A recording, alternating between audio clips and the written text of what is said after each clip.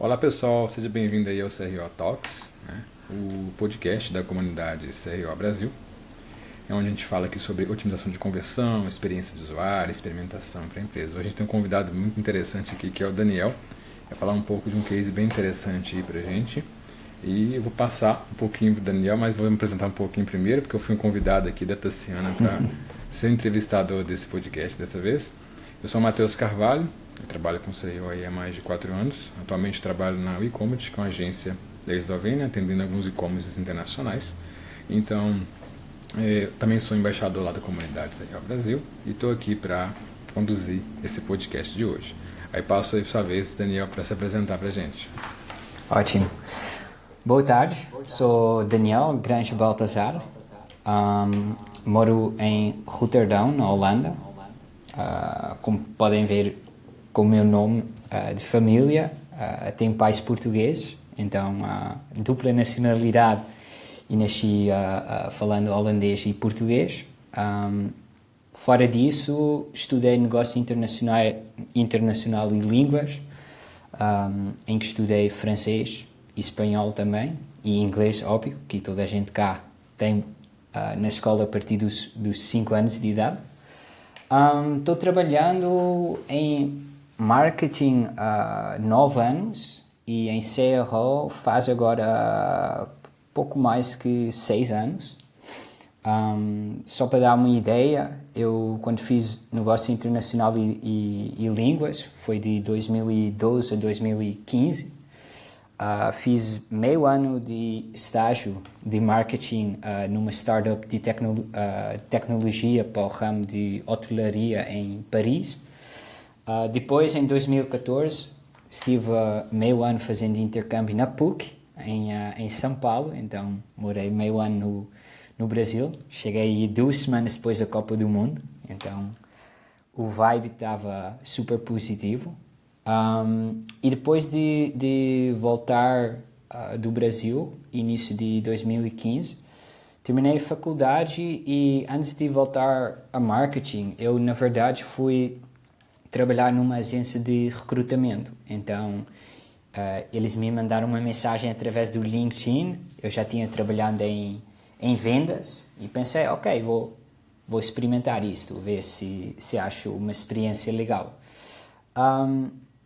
E o que essa experiência de recrutamento me aprendeu foi basicamente a arte de entrevistas, como fazer boas perguntas. Eu não sei se você, Matheus, tem alguma experiência com vendas. Muitas pessoas que não trabalharam em vendas pensam que é tipo Wolf of Wall Street, há um script mágico, você lê o script e a pessoa que não conhece você assim se transforma num cliente. Na verdade, bons vendedores são pessoas que sabem fazer muito boas perguntas, escutar e fazer follow-up questions, perguntas seguintes, para realmente entender, ok, qual é o problema do cliente e como é que, nesta questão, a agência de recrutamento pode ajudar nisso. Depois de ter feito esse trabalho durante um pouco mais que um ano, eu decidi de voltar na área de marketing. Então, fui trabalhar para uma agência digital que se chama Zicht Online, em Rotterdam. E, basicamente, eles disseram, ok, você tem experiência de vendas, a gente quer investir no vosso conhecimento de marketing. Se você ajudar a gente também ter novos clientes, por isso novos clientes para fazer redesign do website, fazer campanhas de marketing. Foi também aí que tive as minhas primeiras experiências com CRO, com A/B testing, que em 2016 era bem novo, Google Optimize e tooling assim.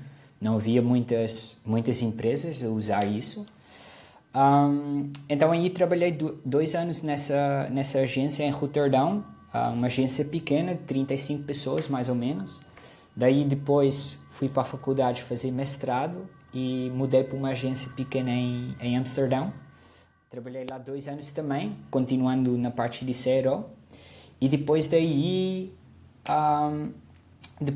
eu mudei para a Dept, que é uma agência internacional bem grande, onde não só fiz CRO para clientes na Holanda, mas pelo todo o mundo. A Escandinávia, Reino Unido, Estados Unidos, Alemanha, Áustria, Suíça, etc. E depois, 2 anos e meio atrás, eu entrei na VodafoneZiggo, que na Holanda é um joint venture entre Vodafone, que é a parte mobile, e Ziggo, que é a parte de entertainment e o cable network. Para dar um pouco uma ideia como é que é o meu trabalho atual, eu trabalho na parte de... Só uma coisa, Daniel. Sim, sim. Só agradecendo assim, seu tempo, né? Obrigado pela apresentação. Eu queria que a gente fosse para um lado aqui para entender um pouco mais hoje do que você trabalha, né? Qual que seria o perfil dos clientes que vocês atendem hoje e os desafios que vocês enfrentam aí para ter aprendizados em ambientes aí com tráfego um pouco mais limitado. Então, era essa parte que ia contar agora.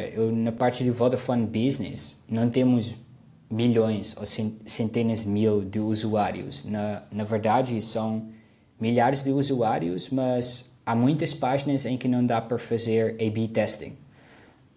Então, o que eu faço aí é usar tooling como Mopinion para ter um web survey, para entender se há informações que faltam, se há informações na página que potencial clientes não entendem, para entender onde que está o problema e como é que a gente pode melhorar o conversion rate dessa página. Mas outra parte, ainda bem mais essencial, é a parte mesmo de entrevistas, de user interviews. Então, quando eu entrei no Vodafone Business, a gente não fazia isso. Praticamente a gente olhava para os dados, a gente fazia alguns website surveys, mas a gente não fazia entrevistas com empreendedores. Essa é uma parte da pesquisa qualitativa que a gente hoje em dia faz cada vez mais em projetos para entender como melhorar o Online Customer Journey. E o que a gente aprende nessas pesquisas é normalmente muito mais do que só aquele limite da pesquisa inicial.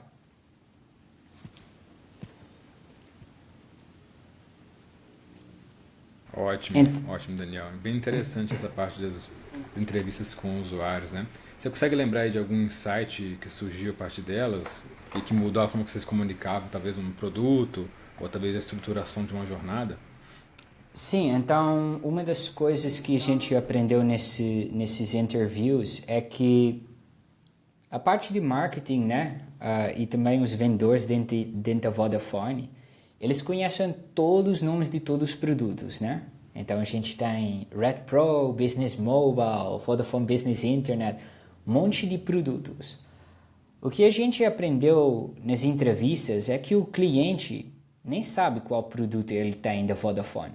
O que sabe é, eu sou cliente da Vodafone Business, eu tenho, por exemplo, celular com dados ilimitados e chamadas ilimitadas, eu tenho internet fixo no escritório e, por exemplo, eu tenho cybersecurity. Mas quais são os nomes dos produtos? Nem os clientes que já são clientes há anos sabem isso. Então, quando a gente ouviu isso e viu isso nos designs que a gente estava testando durante os interviews, eu mostrei essas partes das entrevistas, essas videogravações, para os gerentes. Eu expliquei que a gente às vezes esquece que a gente está tão focado nos nossos produtos que para um cliente normal não é assim, né? Ele é cliente, utiliza os produtos e serviços, no final do mês vai verificar se a conta mensal está correta e tipo, o cliente nem olha para o nome dos produtos. Então o que a gente fez com esse insight, a gente mudou a cópia no nosso site. Em vez de comunicar em nome de produto primeiro, a gente está comunicando em a categoria de produto primeiro. E o nome do produto só segue depois.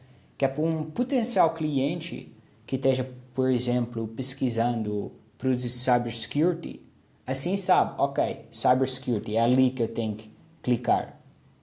E depois, quando chegar na página do cybersecurity, sabe como é que se chamam os diferentes produtos que a gente oferece na parte de cybersecurity.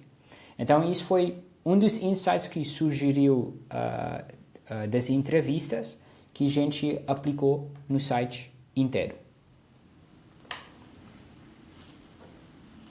Excelente, Daniel, excelente.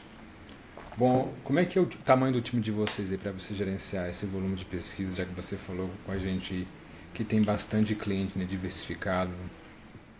Então, a gente tem na Vodafone Ziggo, no total, 16 especialistas de CRO.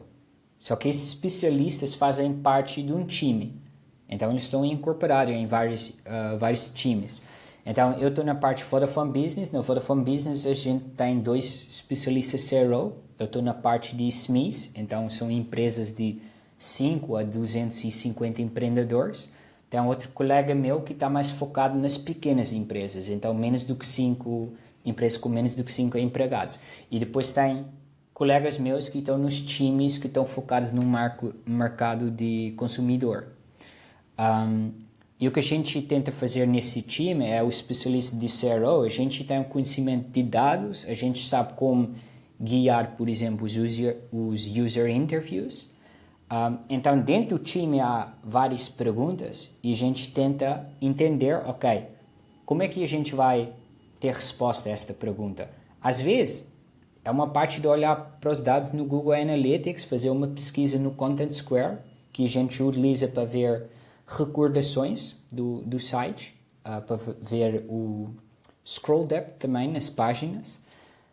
Mas às vezes, por exemplo, a gente vai precisar de criar prototypes no Figma e fazer entrevistas para realmente entender por que uma versão é melhor do que a outra e o que a gente pode fazer para ainda melhorar mais aquela versão que a gente está testando.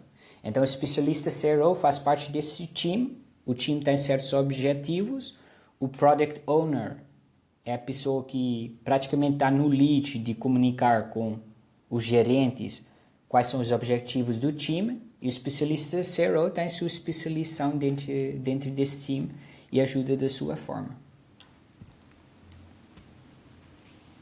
Ótimo, ótimo, Daniel. Você falou sobre as entrevistas, né? Como é que você já detalhou um pouquinho de como você conduz cada uma delas? Mas, por exemplo, eu tenho muita experiência também com o uso dos testes de usabilidade, os testes do usuário. Vocês também realizam esse tipo de entrevista, combinando aí com, dando uma tarefa, né, para o usuário, digamos, navegar dentro de um protótipo, como você falou?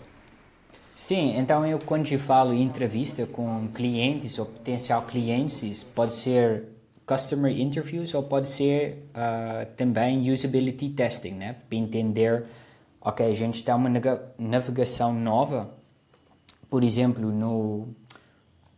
no homepage do Vodafone Business, a gente tem vários segmentos, temos segmento pequeno, médio e grande. E a gente queria saber, ok, como é que a gente vai criar uma navegação nova em que o empreendedor sabe para onde ir e também de onde procurar os produtos que está procurando. Então, o que a gente fez aí é a gente testamos 3 versões em Figma, criamos prototypes interativos e durante 8 entrevistas a gente testou com 8 empreendedores diferentes durante 60, 70 minutos as várias versões dessa navegação. No final, a navegação que a gente escolheu para fazer um A/B test, a gente teve feedback nessas entrevistas que a gente aplicou ainda para melhorar essa versão antes de fazer o A/B test. Então, na minha parte, eu acredito que no mundo de CRO, esta parte de pesquisa qualitativa é a parte que não está se usando tanto como a gente deve usar. E praticamente em B2B, há aquele gap, né? Geralmente B2C está mais avançado que o B2B, porque a gente tem a tendência de, antes do Covid, B2B funcionava de um jeito mais face-to-face, o canal digital era menos importante. Aí chegou o Covid, as conferências terminaram durante um tempo e isso acelerou a digitalização a palavra bem difícil, da parte B2B. E eu acredito que também no mundo do CRO a gente estamos fechando esse gap. Mas eu sou uma pessoa que dentro da Vodafone Ziggo tento sempre pôr mais pesquisas qualitativas que estamos fazendo neste momento. Então, nesse momento estamos fazendo cada 3, 4 meses uma pesquisa qualitativa. Preferencialmente, cada 2 meses a gente está aplicando nisso. Então, estamos a fazer bom trabalho, mas ainda há espaço para melhorar mais. Com certeza, Daniel. É como você mesmo disse, né? Ainda é um pouco subestimada essas abordagens de pesquisa, né? Principalmente quando a gente fala do B2B, que é o seu case, né, que você está falando da Vodafone, a gente tem aquele grande desafio do baixo tráfego, né, que impede muito a experimentação com aquela abordagem do teste AB. Porque muita gente acha que o CRO é somente teste AB, mas vai muito mais além disso. O que a gente está conversando aqui é justamente sobre isso. É uma grande oportunidade de entrevistas com clientes, ou até mesmo de uso aí dos testes de usabilidade, seja remoto, ou seja presencial, ou seja moderado ou não moderado. São coisas ainda que é muito subestimado em algumas empresas que eu já E passei. Isso é para interessante. acrescentar, Matheus, não é só na parte de números, porque a gente pode ser uma empresa B2B com milhões de usuários. Mas o que é a maior diferença entre B2B e B2C é a complexidade dos produtos e dos serviços. Por exemplo, a gente vê isso na Vodafone também. Um consumidor compra um novo iPhone com um subscription com dados ilimitados e chamadas ilimitadas. Se for questão de uma empresa com 100 empregados, esse mesmo objetivo, comprar celulares com planos com dados ilimitados e chamadas ilimitadas, já se torna mais complicado. E o que a gente vê, por exemplo, é que essa empresa está numa outra operadora neste momento, quer mudar para a Vodafone. Você não vai comprar 100 celulares e 100 planos online. Você vai fazer orientação online para depois fazer uma chamada ou videochamada com um account manager que não vai só olhar para os planos que você quer comprar, mas também vai aconselhar se você precisa de uns outros produtos ou serviços para a sua empresa. Porque isso é um feedback que a gente recebe muito durante as entrevistas. O empreendedor fala para a gente: eu sou especialista em X. Eu não sou especialista em informática e celulares. Vocês que são. Então me aconselham o que é que eu preciso. Então, essa é uma grande diferença em B2B comparado ao B2C. Então, para entender quais são os motivos, quais são as informações que pessoas procuram, quais são as razões por que eles querem mudar de operadora, é muito importante, porque se a gente souber essas razões, a gente consegue melhorar não só a parte no nosso site, mas comunicação, e-mail, anúncios nas redes sociais, etc. Concordo justamente, Daniel, até porque o processo de decisão de compra do B2B ele tem essas diferenças em relação ao B2C, né?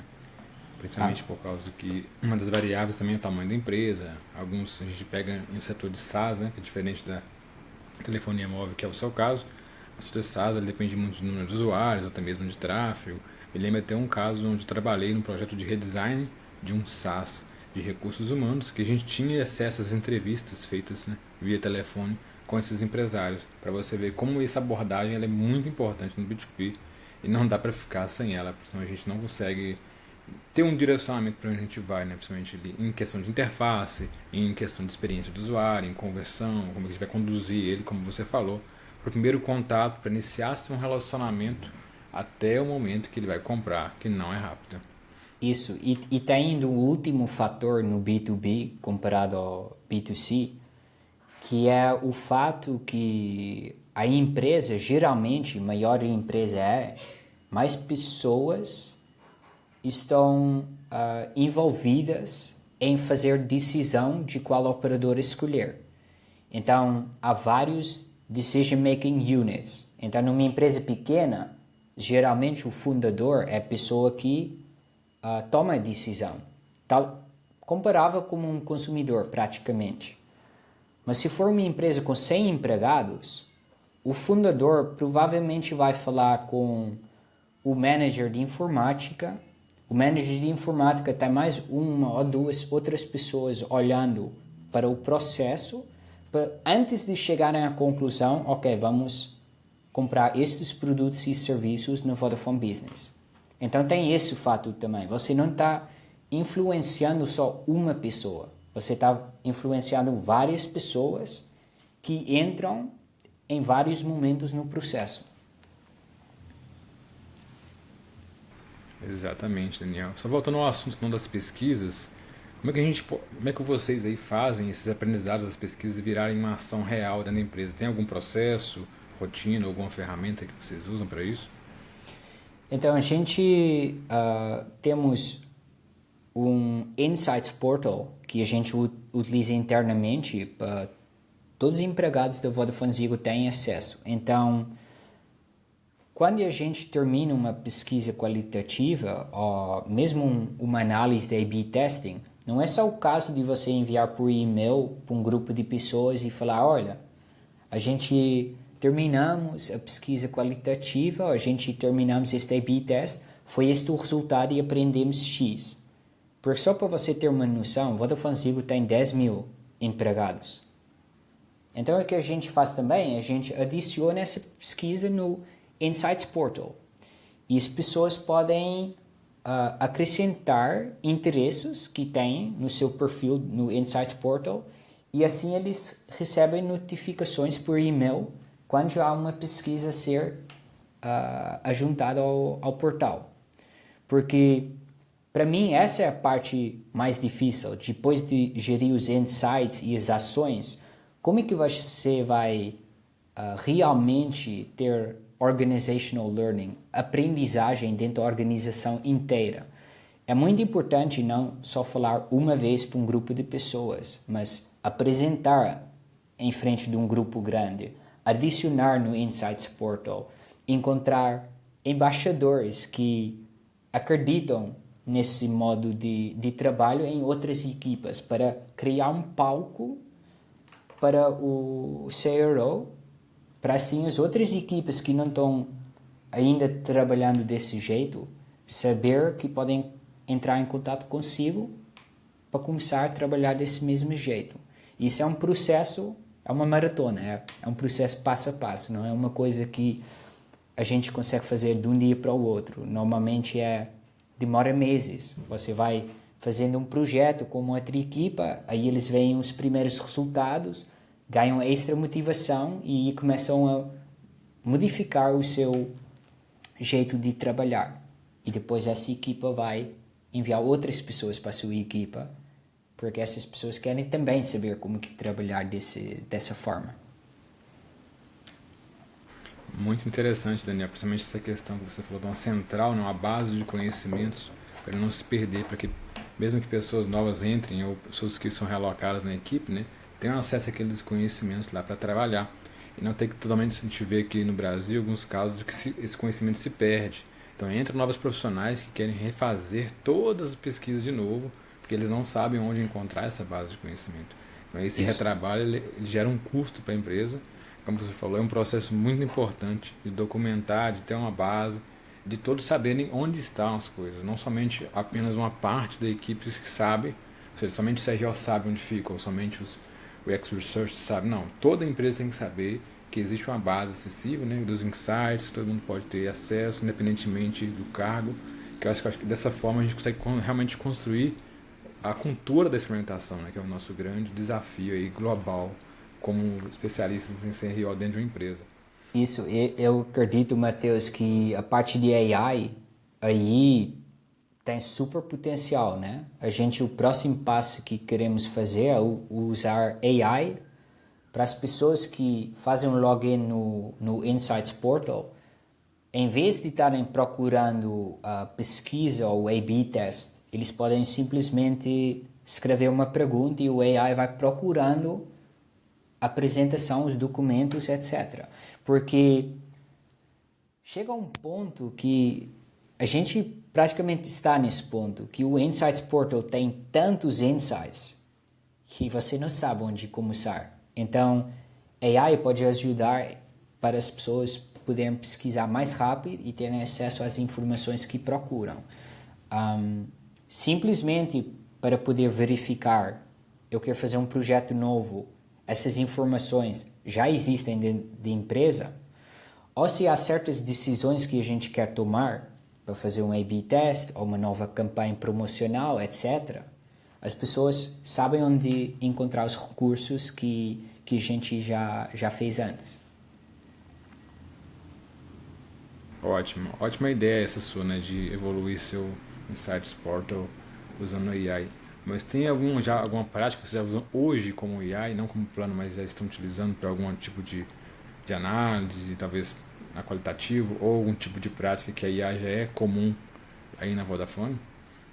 Sim, a gente lançamos o mês passado uma versão própria do ChatGPT, então mesmo criado pela Vodafone. Então os dados não são compartilhados com OpenAI ou outro tooling, os dados ficam dentro da Vodafone Zero. Esse tooling a gente agora estamos usando cada vez mais dentro da empresa, mas se eu olhar principalmente em CRO, o que já estamos fazendo com AI é, por exemplo, quando você tem um survey no seu site e a gente utiliza uma Opinion, mas não interessa o tooling que você utiliza, o trabalho que demora mais tempo e que todos os especialistas CRO odeiam fazer é analisar todas as perguntas abertas, porque você tem que ler todas as respostas, uma por uma por uma. E se você tiver 10 respostas, ok, não há problema. Se você tiver 100 respostas, já é um trabalho que demora bastante tempo. Mas a gente tem certos surveys que continuam constantemente. Então, às vezes, você tem que analisar 500 ou 600 respostas.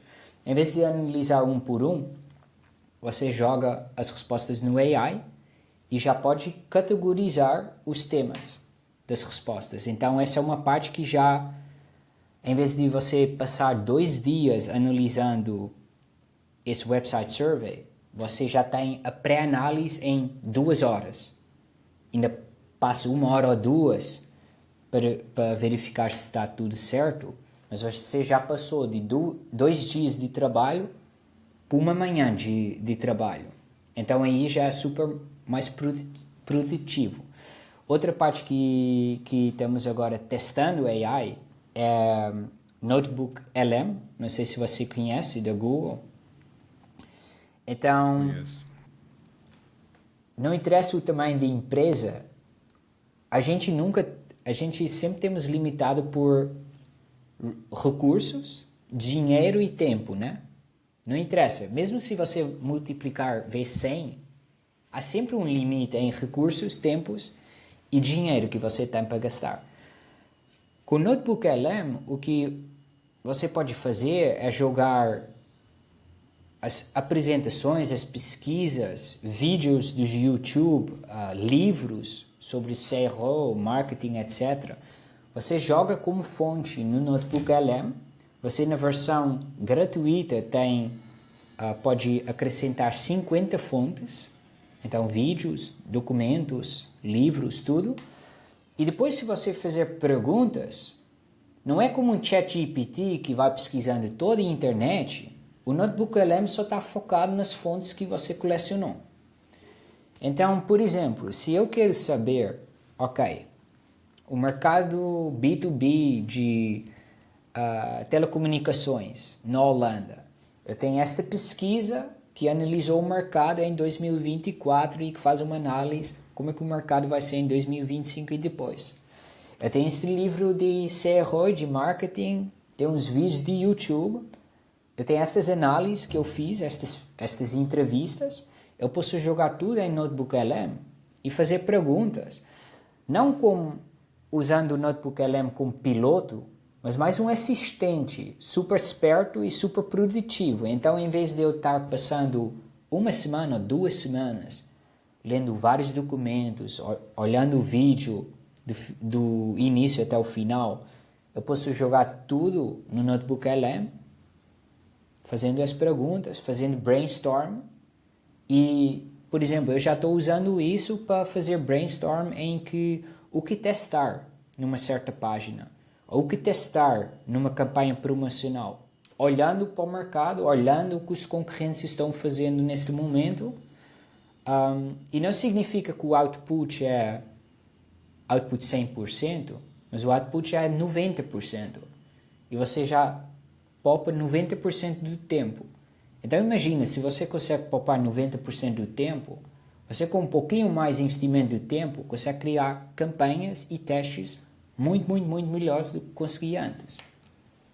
Então nessa parte estou testando e estou também com os meus colegas CRO, olhando se há outros use cases em que a gente pode testar isso, mas para ser sincero, a AI está chegando no ponto que passamos de hype para realmente aplicação. Então, eu sou pessoa que estou vendo bastante optimismo e oportunidade de usar AI em CRO. Excelente recomendação, Daniel, sobre o notebook LM do Google. Ainda vejo pouca gente utilizando, né? Aqui no Brasil o pessoal ainda estava usando mais para estudo, mas realmente dentro da empresa também tem uma atividade de estudo, que como você falou, seu manual, tem documentos que você pode utilizar aí a IA do notebook LM para você estudar, que é diferente do ChatGPT, né, que pode alucinar ou que tenta cruzar informação. Ali ele está consultando o documento e você pode até mesmo criar uma IA, né, que ajude novos colaboradores ou ajuda ali você a cruzar, como você falou, seu Insights Portal, exportá-lo, né, como se fosse um planilha e jogar ali para o notebook LM para tentar trazer, talvez, por exemplo, se a gente jogasse uma pergunta, esse tipo de abordagem Isso. funcionaria? De acordo com seus insights no Insights Portal, não temos evidências que isso funcionaria. Então, é uma grande Imagina, evolução. Né?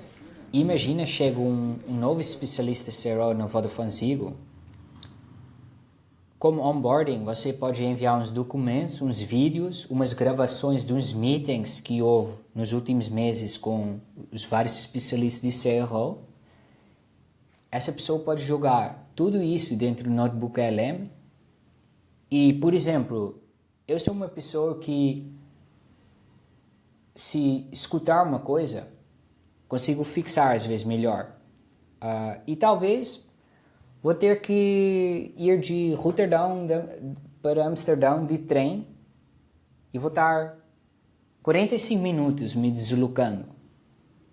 Então, em vez de estar 45 minutos lendo o conteúdo, eu posso criar um podcast de todo esse conteúdo, escutando o podcast no trem, e quando chega em Amsterdão, ou em Utrecht, onde é o escritório da Vodafone Ziggo, eu saio do trem e já estou bem informado de todo esse conteúdo. Então, não é só a parte de aqui tem o texto e vamos aprender sobre esse texto, mas também forma de aprendizagem. Se você preferir áudio, vídeo, tem essas formas também. E isso é um super potencial do AI.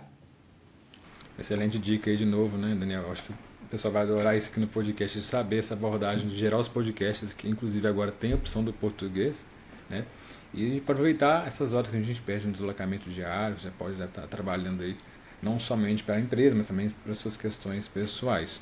Só voltando àquele assunto ali que você falou do uso da AI na questão de agrupar, categorizar respostas qualitativas, eu também no meu dia a dia utilizo a AI também no planejamento disso. Então, se eu vou fazer ali um planejamento de enquetes no site, eu passo pela IA para criticar, talvez a minha lógica, a minha abordagem, para ver se minha ordem de perguntas estão corretas, ou estou repetindo demais, ou estou com algum tipo de viés que possa comprometer os meus dados de resposta. Então, eu gosto também de usar no planejamento. Uso em pesquisas pós-compra, também planejamento de teste de usabilidade, me ajudar se realmente eu preciso fazer algum tipo de screening question, né? De perguntas de classificação para ver se vou conseguir atrair, porque geralmente eu consigo contratar esses testadores pagos, então eu preciso realmente filtrá-los, eu pago em torno de 3, então filtro exatamente com essas perguntas, mas às vezes a gente precisa da IA para ajudar a gente a criticar o nosso pensamento, a achar falhas também no nosso pensamento. Não, a gente pensa que a IA faria tudo pra gente, mas eu acho que ela ajuda muito a gente a evitar erros, porque a gente, Sim. o cérebro humano ele é cheio de viés, né? Sim, e por exemplo, num dia cansativo em que você teve muitos meetings, teve que fazer muita coisa, e no final do dia você tem que ainda preparar umas perguntas para uma entrevista, para uma pesquisa qualitativa, é óbvio que a qualidade não vai ser tão bom como no início do dia, né?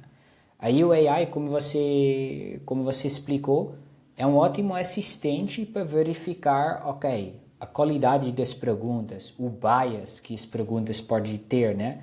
Às vezes a gente pensa que estamos fazendo uma pergunta aberta, mas a gente já está mandando uma pessoa para uma certa direção.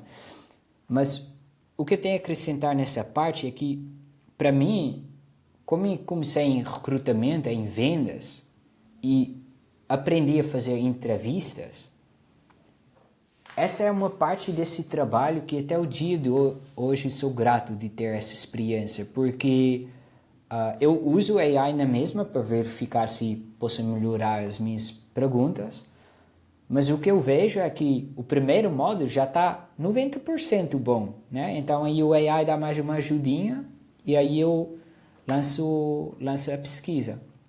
E na parte de pagar usuários para participar na pesquisa, a gente também faz isso.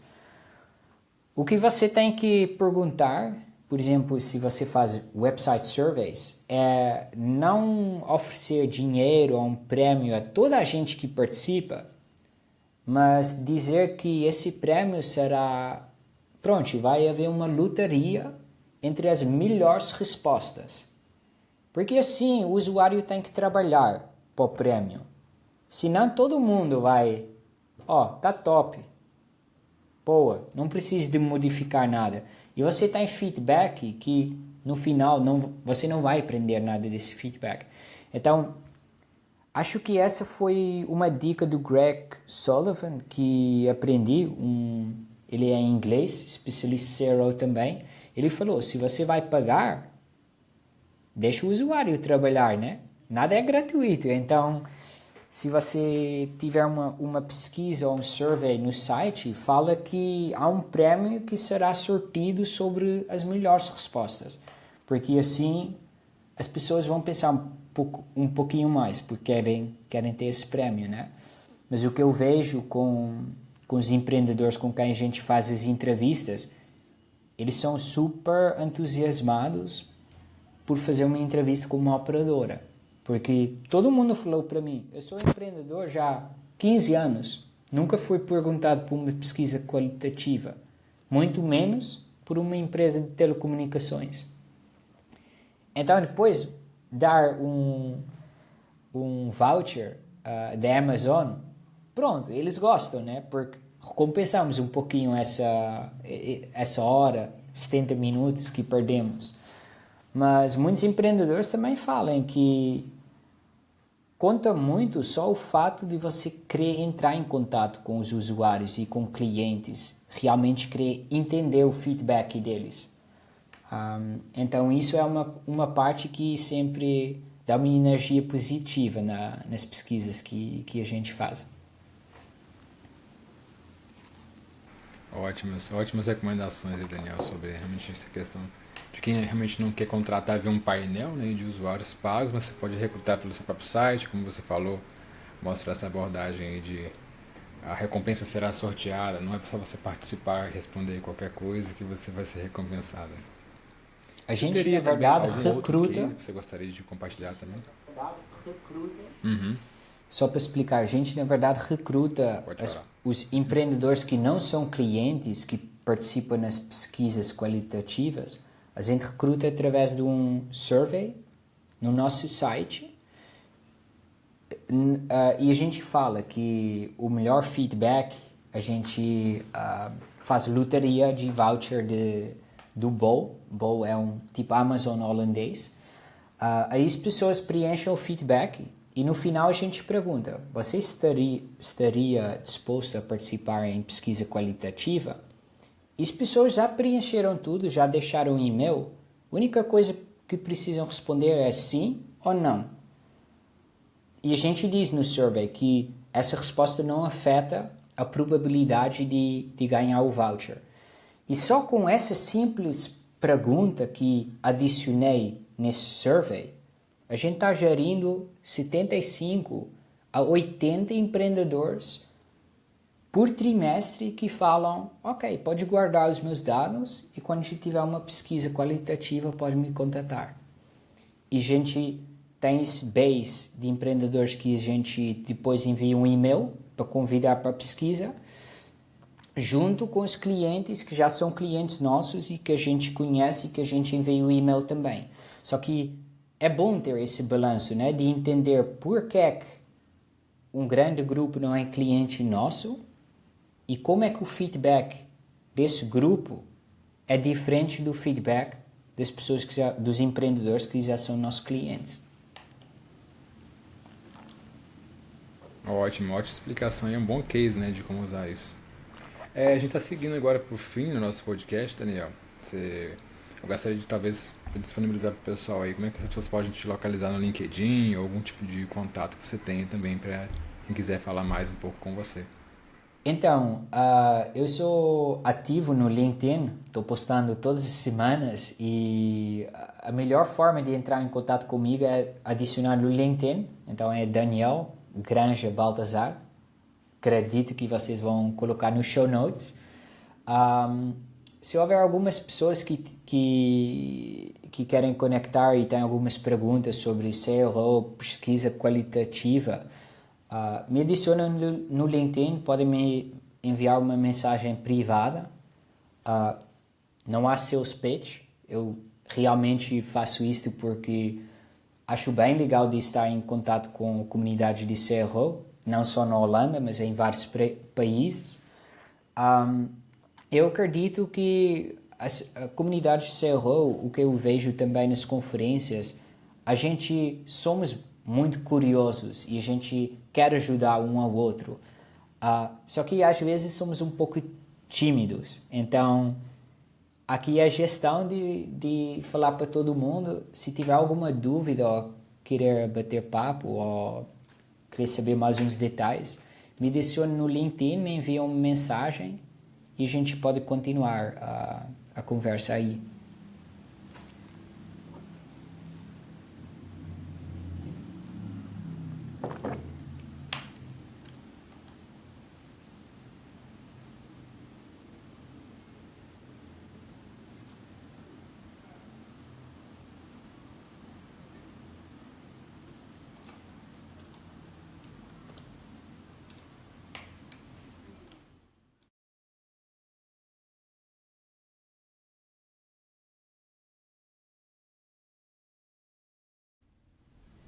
Oi, desculpa aí, estou de volta, mas faltou Ótimo. conexão.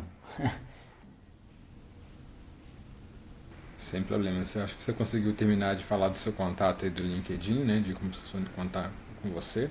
Agradeço aí a sua explicação. Também quem queira me contatar aí para trocar um pouco ideia aí também sobre o uso de IA no CRO. Tenho praticado bastante, aplicado no dia a dia. Então meu LinkedIn você vai encontrar aí com Mataeus, tá? 2 T's e H, Mataeus Carvalho. Vai ser provavelmente o único que vocês vão encontrar lá com esse nome. Então fiquem à vontade para me conectar comigo lá. Coloca uma mensagem na hora que vocês me conectarem para eu saber, porque eu recebo muitas conexões, então fica difícil de identificar quem é quem. Então você coloca uma mensagem quando eu me adicionar para eu saber que veio do podcast e eu dar um pouco mais de atenção para vocês. E agradecendo de novo aí a sua participação, né, Daniel? O seu tempo, seus diversos insights, práticas, recomendações, hacks, né, que pouco a gente está falando sobre. Acho que isso vale muito. A gente está testando, aprendendo o tempo todo, mas a gente chegar e já dar o caminho aí para a gente com um case e com a recomendação, já a gente ganha muito tempo, né? Acho que isso que é o mais valioso hoje em dia, economia de tempo. E agradeço também aí ao convite da Tassiana para ser o entrevistador dessa vez aqui no CRO Talks, da comunidade CRO Brasil. E nos vemos aí nos próximos episódios. Muito obrigado, gente.